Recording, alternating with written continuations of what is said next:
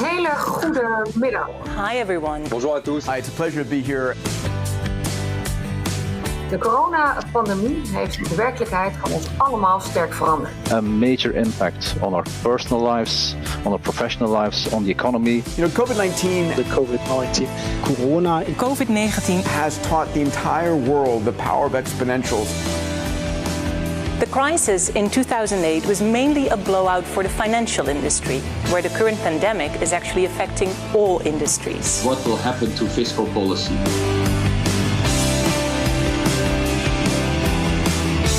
We haven't met, so hello.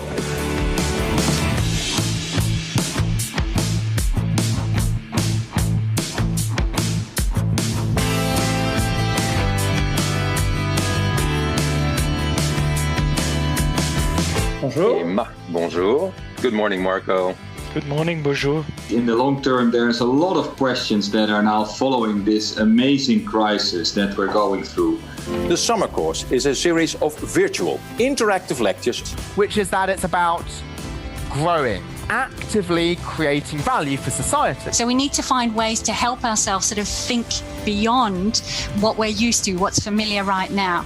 We are going to have to be thinking about recovery plans that are going to be extended over a long period of time.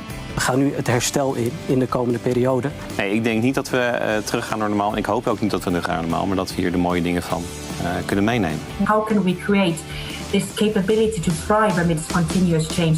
Dass die Thesen, die ich seit so 4 Monaten verbreitet habe, ich habe ja vor 4 Monaten einen Text im Internet veröffentlicht, die Zukunft nach Corona, wo ich versucht habe, die andere Seite der Krise zu beschreiben. Die Wahrnehmungen verschieben sich und das ist etwas, was bleibt. One of the things that we've learned is that one can't have a healthy economy without a healthy population. The secret lies in working together more in that sense, right? Exactly. Yeah. Grazie a Valentin von Nieuwenhuizen. Thank you very much.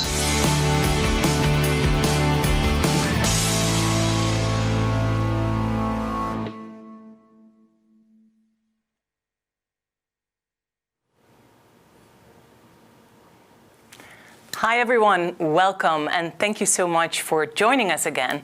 It's great to have you at this digital event in the Upside Down series, which looks at the impact of the pandemic on society. Today is going to be all about green bonds. But before we start, let me give you a quick note up front. Company names and explanations that we mention here today are for illustration purposes only. They are no recommendation to buy, hold, or sell the stock.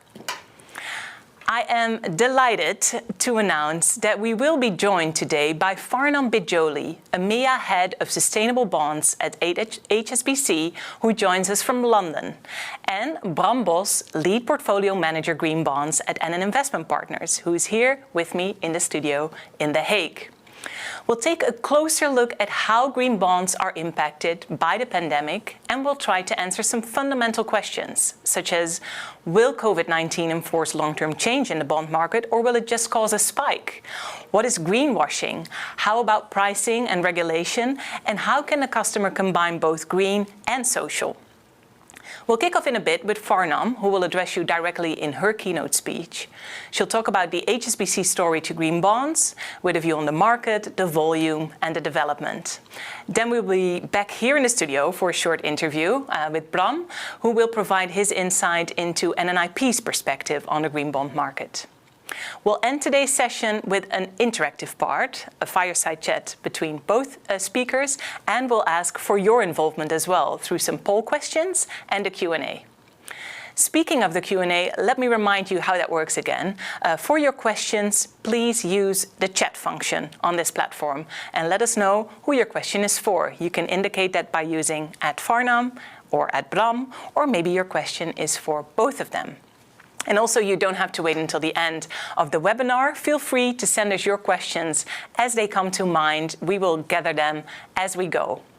Let's now not wait any longer and jump right into it with today's first speaker. Farnam Bidgoli joined HSBC in 2017. She's head of sustainable bonds. She advises HSBC's debt capital market clients across all sectors on sustainable finance. Prior to joining HSBC, Farnam was with leading ESG ratings firm Sustainalytics. She has over 9 years of experience in working with different stakeholders on the integration of environmental and social factors into investment decisions. A very warm welcome to you, Farnam. It's great to have you. The floor is yours. Thank you so much, Mariah. And thank you for having me today, and I'm excited for the discussion. So, as many of you know, HSBC is one of the world's largest banks, and we pride ourselves on having been one of the pioneers in sustainable finance. We are active as an issuer of green, social, and sustainable bonds, as an investor, and of course, in my role in particular, as an underwriter of green, social, sustainable, and sustainability-linked bonds. We've actually recently scaled up our climate ambitions by accelerating all of our targets when it comes to supporting our clients, becoming a net zero bank, and unlocking new climate solutions. So firstly, we have committed to becoming a net zero bank. By 2030, we'll be net zero in our operations and supply chain. But more importantly, and more challenging for us as well, is that by 2050, we intend to align our financed emissions to achieving net zero. We'll also be working to unlock new climate solutions through investments in nature-based solutions, climate innovation, and sustainable infrastructure.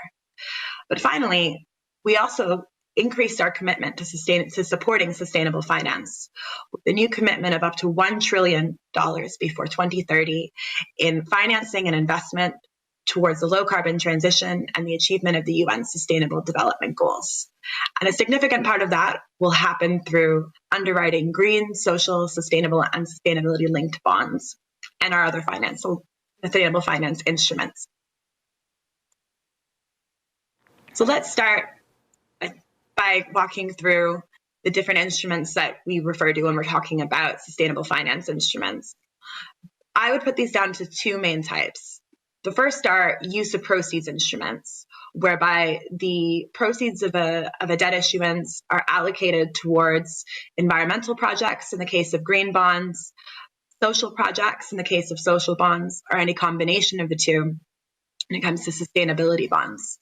The second bucket are performance-based structures, whereby the issuance is dedicated towards general corporate purposes, but the issuer commits to certain sustainability performance targets.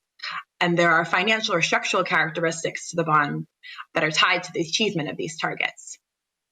Now, the green bond market is the most established of all of these sustainable finance instruments.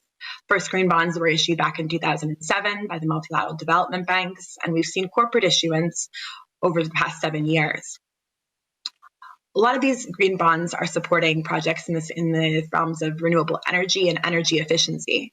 But we've also seen green bonds used to support clean transportation projects, water projects, climate change adaptation. Social bonds were first developed in 2015. And the majority of social bonds issued to date have been supporting SME finance, so scaling up the support for small and medium enterprises, but also towards projects in affordable housing, affordable basic infrastructure, hospitals, education, and food security. Now, as mentioned, a sustainability bond is any bond that combines both green and social projects. And I just wanted to mention that we've also seen projects that combine green and social benefits. So this might mean things like energy efficiency for social housing, renewable energy projects for SMEs, or clean public transport.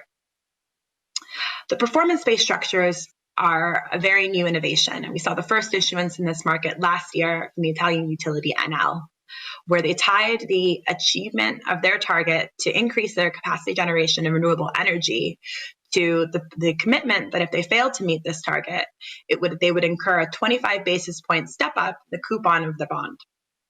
Since then, we've seen sustainability-linked bond issuances from Novartis, which they tied to their commitment to provide access to medicine for low and middle-income countries, to Chanel, which tied it to the transformation of their operations and supply chain towards a commitment to align to the goals of the Paris Agreement, and Suzano, a pulp and paper company out of Latin America, which tied it to the achievement of their goals with regards to reducing their carbon footprint. So what does the market look like today? So since its very humble beginnings, it has grown exponentially. And this year, we've seen already over 400 billion in issuance across green, social, sustainable, and sustainability-linked bonds, a 63% increase year on year. Now, the majority of the market today is in green, social, and sustainable bonds. And of that, about 60% sits within green bonds. Globally, the majority of issuance comes from the public sector, but we do see a lot of issuance coming from corporates and financial institutions as well. And whilst the market has its origins in Europe and still remains predominantly issuance coming out of Europe, with over 50% of issuance this year coming from Europe, it is a global market, and we've seen huge volumes coming out of Asia, the Americas, and the Middle East is starting to show green spurts as well. First, to speak a little bit about issuance so far this year from Europe. I think one of the most interesting aspects of the European sustainable finance market has been the way in which sovereign issuance in Europe has really embraced the concept. So just this week, we saw the largest ever social bond issuance from the European Union, 17 billion to support COVID-19 recovery. But prior to that, last month, we had seen green bond issuance from the likes of Germany and Sweden and sustainability bond issuance from Luxembourg. Sovereign issuance of green bonds in Europe began in 2017 and 2018 with issuance from Poland and France. I think it's really interesting to look at Asia and the Americas as well, because whilst we haven't seen the same embrace from public sector issuers and sovereign issuance in those regions, we have certainly seen some really exciting issuance coming from the corporates and financial sector. Often when people think about the sustainable finance market in Asia, they focus on China, which has been an early adopter of sustainable finance instruments and remains one of the largest markets today. I wanted to point out, though, that we've also seen exciting issuances coming out of Korea and Japan. Development Bank of Japan has been an early adopter in this space. And from Korea, we've seen everyone from corporates like POSCO and LG Chem issuing to financial sector institutions as well. The Americas is traditionally seen as a late adopter of ESG, but this is one of the markets that I think is the most exciting. This year, we've seen some really exciting issuance from US corporates like Visa and Alphabet. We've also seen sovereigns in Latin America adopting green, social, and sustainable bond issuance. Chile was the first to issue in green bond format last year. And this year, we have seen Mexico and Ecuador follow in its footsteps. The Middle East, as mentioned, remains the smallest market today, but this is also somewhere we think there's a tremendous amount of potential. Earlier this month, Egypt was the first sovereign in the Middle East to issue a green bond, financing their projects in waste and waste management and their target to reduce emissions by 2030. We've also seen corporate issuance from the likes of the Saudi electricity company and the real estate company Majid Al Futtaim. This has also happened in Sukuk format, showing a diversification of the structures in sustainable finance as well as the instruments. What's been the impact of COVID-19 on sustainable finance market? Well, we're going to have a lot of time to discuss this later on, but I wanted to just touch on what I think the four major themes have been. The first has been an increased interest in social, as you might expect. It really has acted as a catalyst for greater investor interest in social factors, as well as more social bond issuance. I mentioned, of course, the issuance from the European Union earlier this week. But starting from March of this year, we started to see public sector issuers issuing social bonds under the label of COVID-19 response bonds, where the proceeds were allocated towards meeting the short and medium term needs to address the effects of the pandemic, including addressing the impact on small and medium enterprises, as well as the pressure on healthcare infrastructure. It's also important to note that one of the impacts of the pandemic has been increased conviction in the need for and the place for sustainable finance instruments. And this is because we have seen some evidence of outperformance there's been a resilience to sustainable finance markets, whereby we've seen ESG-themed indices and funds outperforming their conventional counterparts over the course of the crisis. And although some of this outperformance can be attributed to duration and sector, it's also because underlying those funds, sell-offs have been lower, with investors holding on to sustainable debt in their portfolio. We have also seen a huge increase in issuance, largely to do with the fact that the COVID-19 pandemic has underlined the need for social and environmental spending with clear transparency towards the end user. And finally, we've seen increased inflows. One of the most exciting trends has been that while we've seen net outflows from conventional funds since the beginning of the year, sustainable funds have largely benefited from the rebalancing after the height of the market volatility. I wanted to give everyone an example of all of these impacts and of the growth of the sustainable finance market. And to do so, I wanted to point to a company that we all use and know very, very well, Alphabet, which issued its first sustainability bond earlier this year. Now, this is an example of the increased uptake from corporates. This is a real true blue corporate, and it issued the largest ever corporate sustainability bond at just over $5.5 billion. It's also an exciting example of the expansion from just pure green instruments towards social and sustainability. You'll see here that Alphabet used its framework to highlight the projects that it's financing, not only in the realm of energy efficiency and clean energy, which obviously make a massive amount of its carbon footprint, given its huge need for energy, but also towards the social projects that it has committed to, notably in the sectors of affordable housing, but also its commitment to racial equality. The framework also finances Alphabet's projects in the realm of clean transportation, including the procurement of electric vehicles across its fleet, and also with regards to green buildings, as it seeks to achieve its own sustainability targets, decarbonized by 2030. When we look at green, social, and sustainability bonds, there's a tendency to focus only on the use of proceeds. But I also wanted to highlight the other benefits of the structure of a green, social, and sustainability bond, which is the transparency when it comes to governance and the post-issuance reporting. In this case, Alphabet committed that a committee of representatives from its sustainability, treasury, and finance teams would be involved in the assessment and selection of eligible projects. This is what we see as one of the major benefits internally for our clients in issuing green, social, or sustainable bonds, as they encourage a higher level of coordination and coherence internally, and really a mobilization of internal stakeholders around sustainability objectives. On the reporting side, Alphabet will provide annual reporting across all of the project categories that are being financed on key performance indicators, such as the number of charging points that are installed, the amount of office space that is certified to green building standards, as well as on the social side, the number of loans provided to small and medium enterprises, and the number of financial institutions that are loaned to for its commitment to racial equality.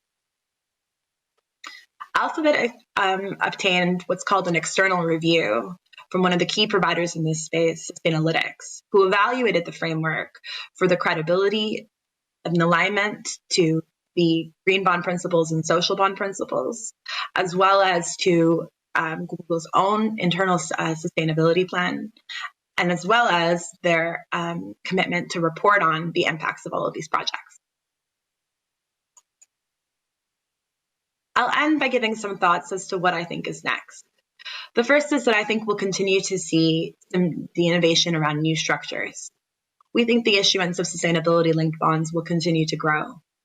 This is because the structure is especially well suited to companies that may be asset light, but still have a deep and dedicated commitment towards sustainability. So whilst green, social, and sustainability bonds are an excellent instrument for our clients who are financing discrete environmental or social projects with quantifiable impacts, for a lot of our clients who sit outside of asset-heavy sectors, the transition to a low-carbon future and the achievement of the UN Sustainable Development Goals will not only be about the capital expenditures that they make, but also the changes in behavior, the changes in processes, and their operating expenditures as well. And for these issuers, we think that the sustainability link structure, which is tied to the achievement of an outcome rather than discrete projects, will be a structure that they continue to look towards and rely on. The second major trend on the horizon is an increase in standardization. Here in Europe, over the past 2 years, we have seen the impacts of the European Technical Expert Group's development of a new taxonomy that will define sustainable activities. This is going to become the Bible for those of us who are working in sustainable finance, as it defines clear technical screening criteria for what can be defined as a sustainable asset across sectors that make up over 90% of Europe's emissions. To date, we've seen the criteria developed along the objectives of climate change mitigation and adaptation. Over the next year, the Technical Expert Group and the new Platform on Sustainable Finance will work to develop similar criteria for the environmental objectives of pollution prevention and control, the transition to a circular economy, water and water management, and biodiversity. And this standardization ultimately will create more consistency in the market. And it's not limited to Europe. In Canada, in Japan, in India, we are seeing development of new taxonomies to qualify in local contexts what can be defined as a sustainable activity. And there's work underway as well to make sure that these are harmonized to the extent feasible. Finally, I think in the long term, we are seeing sustainable finance move from niche to mainstream. I've mentioned the growth in volumes, and certainly this has been very encouraging to see. The fact remains that sustainable finance instruments remain around 4% of all outstanding debt issuance.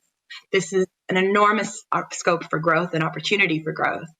And certainly over the past couple of months, we've seen it tick up slowly but surely. In September, sustainable finance instruments made up over 20% of all new issuance in debt markets.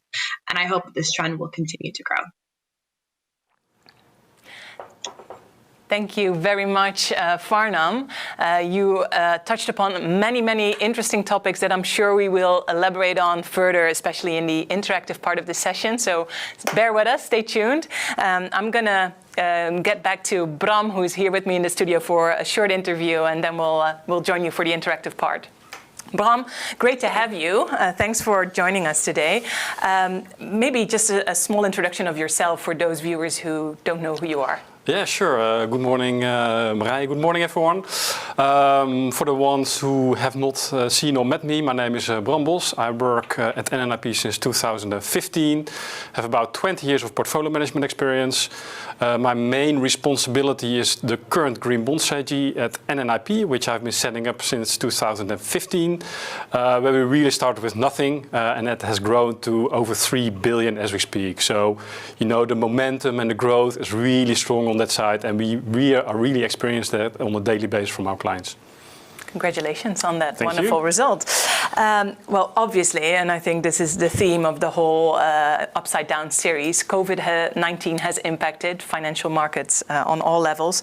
How specifically has it impacted sustainable finance and the green bond market, and how have clients reacted to this? Yeah, I mean, that is you know, a very good question. I think it has had a very big impact, and I think it's already what Farnam maybe mentioned.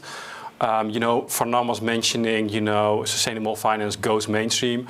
I think this crisis, which we saw particularly in March and April, has pushed it already to mainstream. You know, I think if you take a look at the sustainable finance market globally, it has reached $1 trillion. The green bond market is about to reach 700 billion euros this year. So that is larger than the European high yield market and larger than the global convertible bond market. So I think we've already entered the mainstream. One very interesting trend is, of course, the rise of social bonds. You know, that was a very small market up to this year. After March, April, we saw a very strong acceleration. So that's one interesting trend. But also, I want to emphasize that green bonds have been pushing forward as well. So in September, we saw the biggest month of issuance in green bonds ever, 40 billion in 1 month. The biggest quarter ever. And we really expect that trend to accelerate into next year. So that's really on the market itself. But I also really want to mention that, after the March-April period, from our clients, we saw a lot of requests for sustainable finance and in particular green bonds. So it seems that a lot of our clients and prospects were already thinking about it. We're already looking and thinking like, okay, I want to do something. And this really pushed them to do something. So I think that is a very clear trend which has changed through this crisis. Yeah, a big accelerator then. I think a hot topic always is when you look at the returns, right? Are sustainable finance, is that equally in return, and how does it compare to other elements? I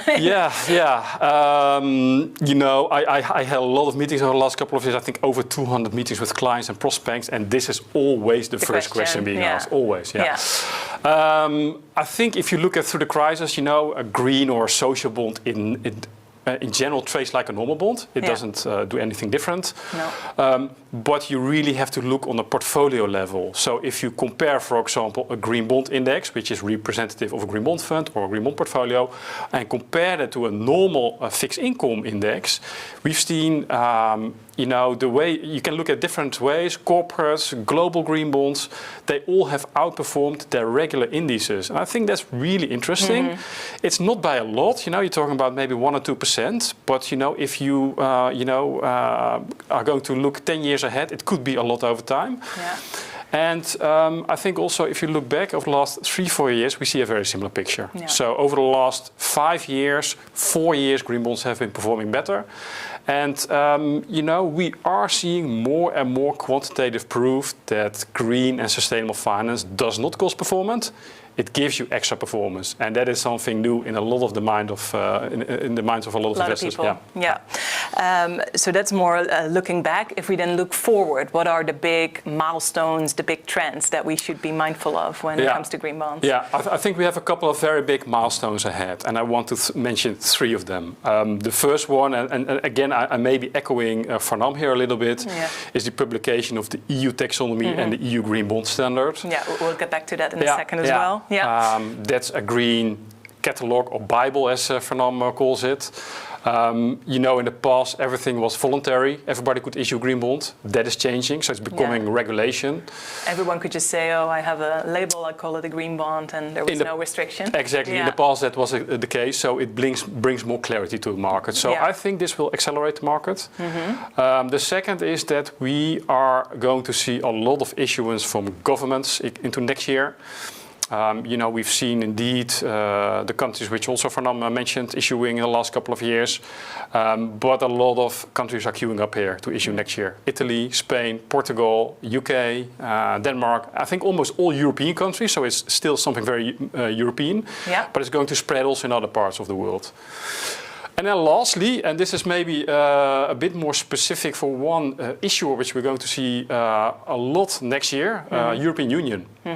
They are going to launch a fiscal aid package for countries who are hit quite severely by the COVID-19 crisis. Around 750 billion euros has been put aside.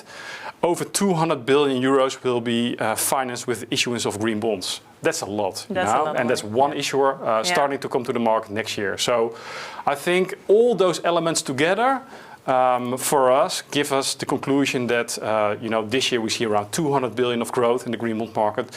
Next year it will be a minimum of 300 billion, so a strong acceleration. Right, promising figures, I'd say. So we discussed a number of things, but how maybe you can more specifically explain how do you translate all of this into NNIP's green bond strategy? What is your process there? What do you look at specifically? As you also are aware, Marije, we started with our first green bond fund fund in 2016. That was an aggregate, so a combination between governments and corporates. We have broadened that set of green bond funds, so we have now 3 green bond funds.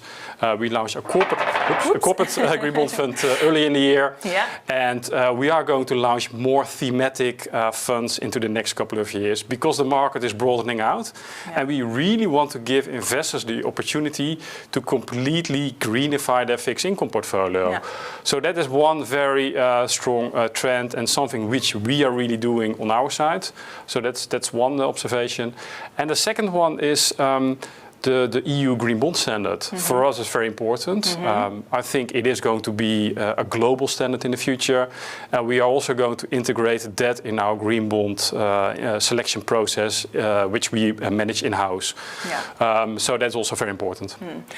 And if people want to know a bit more about how this all works, I believe recently you've issued a green bond buyers book, or I don't know how you call it exactly. Tell us a bit more about it, maybe? Yeah, so we launched a green bond buyer's guide because given the fact that green bonds are starting to outperform, it's drawing attentions from more traditional fixed income investors. Mm-hmm. In the past, green bonds, social bonds were very much about, people want to have impact, want to do positive.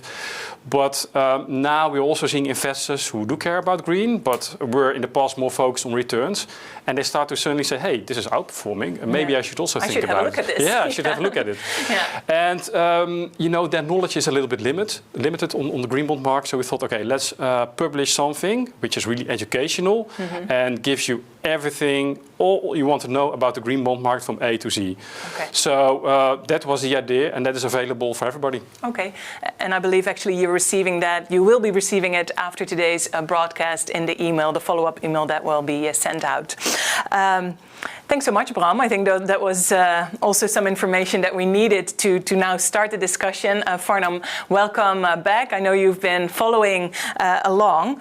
Maybe let's just start this interactive part with a question for both of you. And the question is about the topic of greenwashing. And I think it would be helpful maybe to also explain what is greenwashing, because I didn't know before. How do you look at greenwashing, and how do you approach it? How do you deal with it within your teams, Bram? Yeah, this is the biggest worry for a lot of people who invest in sustainable finance. How green or how social is my bond really, and what impact will it have? It is for us one of the key elements which we try to tackle in-house within NNIP when we invest in green or social bonds. Mm-hmm. We have really set up our green bond screening process to tackle this so-called problem. So for green bonds, we look at, what kind of projects is this bond financing? Mm-hmm. So it must be windmills or something positive. Yeah. But next to that, we also said, hey, but wait a minute, if this company finances a couple of windmills, but at the same time invests for 20 billion euros in fossil fuels, that's not very credible. How sustainable is it? Yes, exactly. So the term greenwashing sometimes is a little bit strong. For us, it quite often just means that it's not credible. And we really think that you have to look at a company. What is the broader strategy of the company? Mm-hmm. Do they have specific ESG targets? Do they want to be carbon neutral, like HSBC in a couple of years' time? Mm-hmm. These kind of things really make a green or social bond credible in our view. So we've said to ourselves, the greenness of a bond is not only determined by the project finance, but also by the broader strategy of the company. And we really spend a lot of time on that last step. That last step quite often is not taken by a lot of people who just take the green label for granted. Mm-hmm. And that means engaging, calling, looking through all the documents. It's really something where we think we can add value in the whole process. Mm. Is that similar for you, Farnam, at HSBC? How do you look at greenwashing, and how do you deal with it within your team? Yeah, absolutely. I think when we're working with issuers, there's basically 3 areas that we look at when we're structuring a green, social, or sustainable bond. The first is, as Bram mentioned, we do think there needs to be a compelling proposition when it comes to the alignment of the strategy with the framework itself. And whether that's through, the issuer having longer term objectives, or just by having a dedicated commitment to kind of greening the overall business. That's a key part of the proposition, and that is built into the green bond principles as well in the project selection process. Then the other 2 areas that we look at are when we're defining the eligibility criteria. And I think here our advice is always for issuers to be as transparent as possible as to what they're financing. You know, when we talk about greenwashing, often people are thinking about activities that are clearly very, very brown. But there's a lot of the spectrum of activity, right? And investors will have different preferences. I think what's important is to be very transparent to investors about how you're looking at certain technologies. You know, if you're going to be investing in energy efficiency, what's your quantitative threshold for defining, you know, an impactful energy efficiency project? And the last aspect we looked at is reporting. So again, being transparent to investors on an annual basis as to what the impact has been of the issuance. And that's really important, first of all, to demonstrate that, you know, the proceeds have been allocated according to the framework, but also to demonstrating the environmental or social impact of the instrument itself. Thanks. Yeah, for us, just to add on that, for us, so we screen a lot of green bonds globally, I think over 600. The percentage of green bonds which we think is not credible or not good enough for our strategy is around 17%, so 83% does meet our criteria. Yeah. Quite often, it's really the strategy of the issuer which is not convincing. So, for example, the green bonds from Poland, we said all nice and well that you issue green bond, but you are out of the European Union Green Deal. You're not really, you know, trying to move away from coal-fired electricity. So we don't think your green bond is very credible. Yeah. So, you know, that is a little bit our approach. And I was also wondering, you know, this is maybe a question for Farnam. I mean, you structure a lot of bonds, right? And you're also a commercial bank, but how often does it happen that you say, okay, you know, this does not look good, this does not feel good, I'm not going to structure the bond at all? Does it ever happen? Absolutely. I mean, I think, to be honest, our commitment is to help our clients transition. And so there's often a very, very long lead time to when, you know, an issuer says they're interested in doing a green, social, or sustainable bond to when they actually come to market.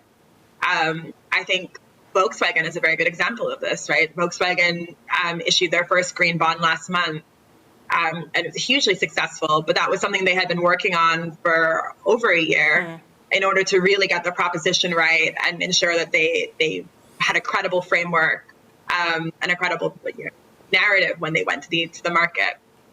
So I think, you know, rather than saying no, I would say there's often a lot of work that happens behind the scenes before an issuer comes to market. There are some cases where we'll say to issuers that really don't think it's a credible proposition and that they should, you know, avoid using any kind of label. And sometimes we see other banks have brought that issuer to market nonetheless. But I think I think one thing to point out is, you know, we still see a lot of support for issuers in conventional format that are not sustainable.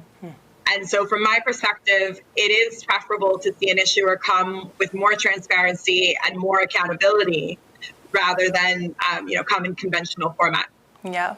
And Farnam, would you also, for example, finance, you know, if an airline issues a green or a transition bond?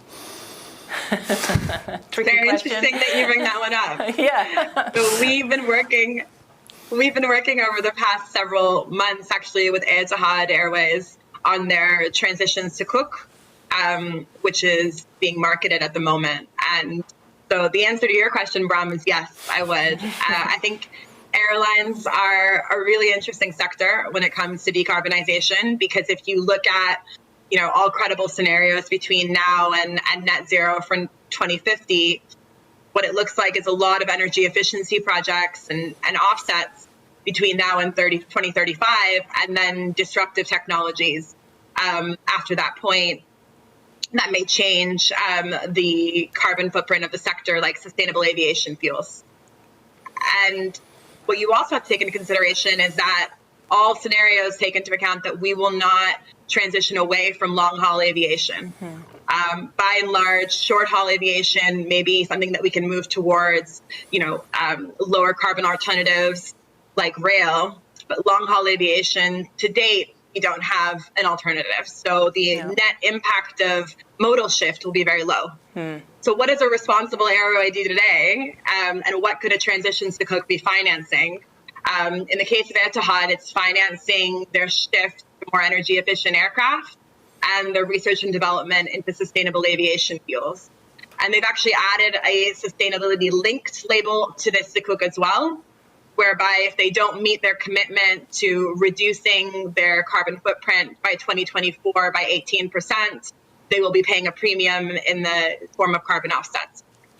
So from my perspective, I think that's a credible way to bring an airline to the market. Yeah. But I'm sure you'll have another view.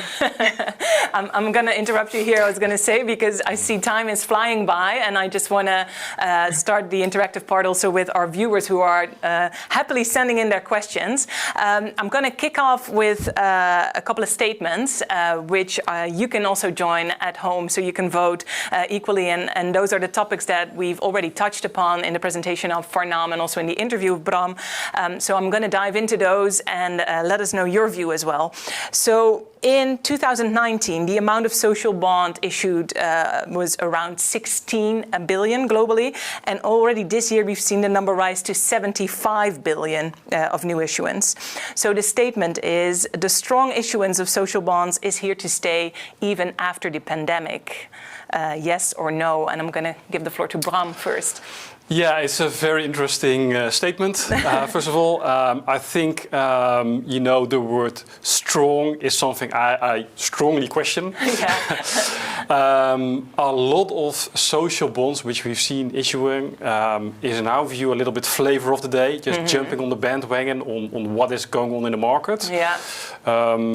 We see a lot of those bonds being issued without any external verification, for example, or even without social bond framework.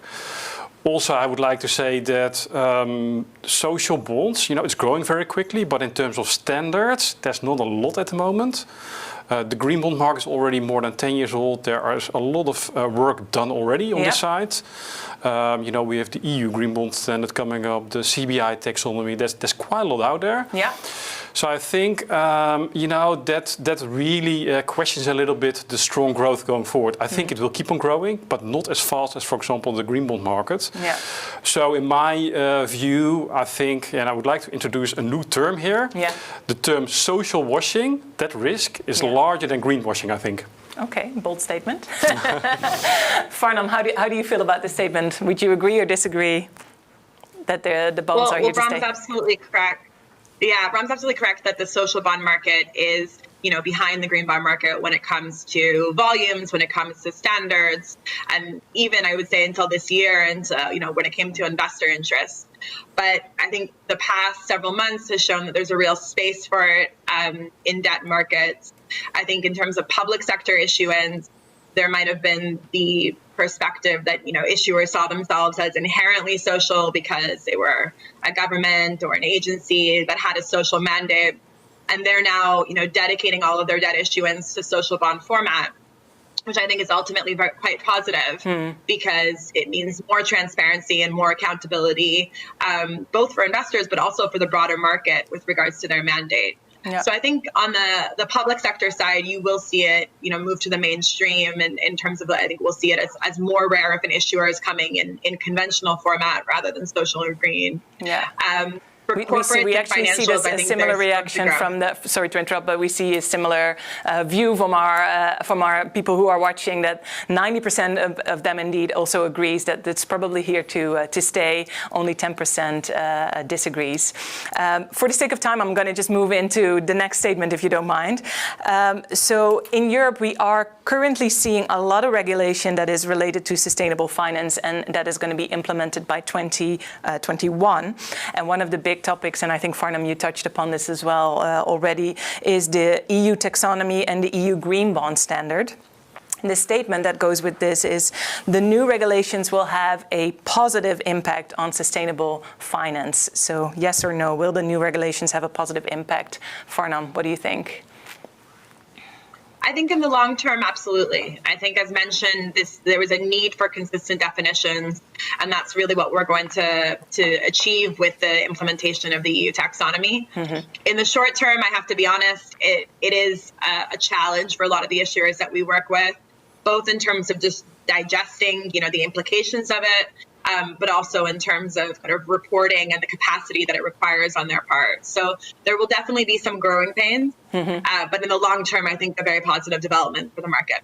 Anything to add, Bram? Yeah, no, I think there will be some growing pains, and maybe for more for issuers than for investors, because I think for investors this is really positive. Yeah. Because for investors the debate has been going on for quite a couple of years. Yeah, what is green? What is social? There's no definition. Everybody can label So it's bond. good to have those. So I think that helps a lot, and I would like to add on top of that when you look at specifically the sustainable finance market, one sector has been missing a little bit, and that is in the corporate sector, industrials. Companies who are really producing something. Just to give an example, if you produce something, so for example ice creams, and you want to make that process greener or cleaner, where do you draw the line? Yeah. If you save 10% energy, 30, 50, I think that has been extremely difficult. So this green Bible, as Farnam calls it, is really going to help. Is going to help that sector for sure. And that really, for a lot of investors, I think, is the last push that they are going to say and are able to say, hey, I have a fixed income allocation, which is normal. I can now fully replace it with green, social, sustainability, or other sustainable finance products. Well, good to see that the viewers seem to be agreeing with both of you. 87% of the viewers says that indeed the new regulations will have a positive impact. Only 13% disagrees. Moving into the final question, at least for the statements, for the poll questions. We've been talking a lot about COVID-19, obviously. Question is, has it forever changed the way that companies and insurers look at sustainability? So has COVID-19 forever changed the way we look at sustainability? Farnam? I think so. I think absolutely. I think the past couple of months have brought about a real change in perspective with regards to, our fragility to potential external shocks. And a lot of parallels have been drawn between the impacts of the pandemic and the potential impacts that we'll see from the climate crisis. And so I think just from that change in perspective alone, it will have a lasting impact. But also, as both Bram and I have discussed, over the past several months, we've really seen the resilience of sustainable finance in volatile markets and a potential for outperformance. And I think that will also be the legacy of COVID-19, is demonstrating, the fact that investing responsibly and investing in instruments like green, social, and sustainable bonds ultimately can be better for your financial performance, as well as providing a green or social impact. Do you agree, Bram? Yeah, well, to some degree, I think it has accelerated for a lot of companies and issuers what they probably were already planning to do. Also, the fact, and I think this is also what we already talked about before. For example, performance. Everybody now says, "Hey, sustainable finance maybe outperforms," but actually that was already the case in the previous years as well. So that has not really changed. It has created more awareness in general. Yeah. It has created a lot of awareness from companies that they should be more flexible and more adaptive going forward. Yeah. But that's not only related to sustainable finance. That could be everything, basically. Yeah. So this time, indeed, it's a COVID-19 crisis. It could be a climate-related crisis, That's or something, be a big topic too, or something right? completely different. So. Yeah. So people are more prepared, better prepared than before. Looking at the results at home, there's a bit more. It's a bit different than the two other questions. 67% thinks that COVID has forever changed the way that we look at sustainability, and 33% think we do not. So. Slight disagreement there. I'm going to move in to the questions that are coming in from the audience, because we have quite a lot. Maybe start with one from Jonathan Maas for you, Farnam.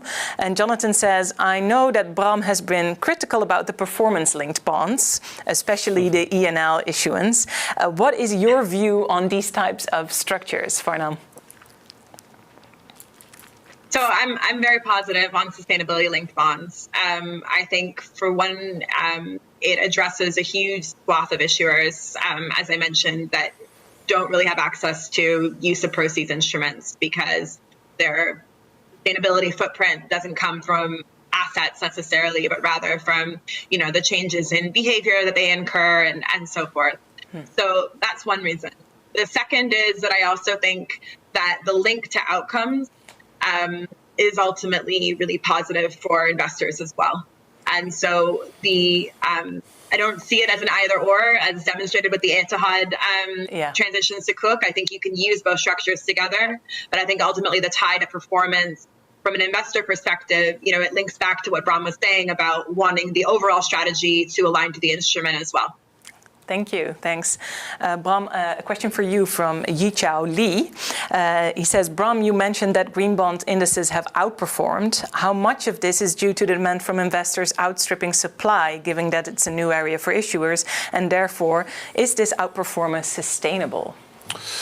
I think it is, yes. Yeah. I think what we are seeing when you compare, for example, a green bond or a sustainable finance portfolio, you have companies who are innovative, forward-looking, are more aware of ESG and climate risk. So you don't have oil companies there, you don't have airline companies yet in there. So I think by definition, you are positioning yourself, you're having exposure to companies who are well surviving on the long run. So I think, yes, the return will remain better in the long run. That can maybe change on a yearly basis. And in terms of risks, you're also better protected. So I think from both sides, as an investor, it's almost a no-brainer. Right. Okay. Good to know. There's another question from Ayman Buganmi, question for both of you again. If we have applicable projects that can use this type of creative financing, who would be able to help? And then investment partners and or HSBC? And how do we get in touch for actionable steps? Wow, that's very to the point. You should leave Farnam's phone number. Exactly. Yeah. Just give us your phone number. We'll be all set. Yeah, some contact details. I mean, maybe just one point on that, Mariah, to point out is that, these are fixed income instruments. Yeah. And so they're still not, used necessarily for really early stage projects, for small enterprises, because ultimately we're looking at debt issuance largely in public markets. Mm-hmm. And so sometimes some of these more innovative early stage companies or projects are not particularly well suited to green bonds specifically. Hmm. Yeah, and I just want to add that, what we also do quite often, that also in early stage, far before a green bond is being issued or social bonds, we're also already in discussion with companies or issuers who are interested in it. Yeah. And we want to give them some insight in what we think is credible if they want to go that route. But sometimes they also go first to banks like HSBC to ask, hey, how can I do it? So I think there are different possibilities, and I think overall, a lot of investors and also banks are very keen on having discussions about this topic. On helping out. Yeah. Another question from Harpreet Bhatia, says the European Union is taking the lead in sustainability finance. Do you think this is going to be a strategic advantage, or is it going to be the other way around? Bram? Yeah, I think it is a strategic advantage. I think the quicker you move, the better. And I think it's already something which we are seeing also economically, that renewable energy, slowly but surely, is getting cheaper than fossil fuels. Mm-hmm. So I think, the European Union does have an advantage compared to other regions. And, the fact that they are pushing so hard for it at the moment. Mm. Do you agree with that, Farnam? Yeah, I would agree. I think it's demonstrating, leadership in an area that's only going to become more important globally over time. I also think, whilst the development of taxonomies and standards in other regions will have to take into account, the local specificities, at the same time, they are very much looking to what's been done in Europe as the template, and also given that they are looking for European investors to be participating in their issuances, the standard will remain very, very important to them, even if it's not directly applicable.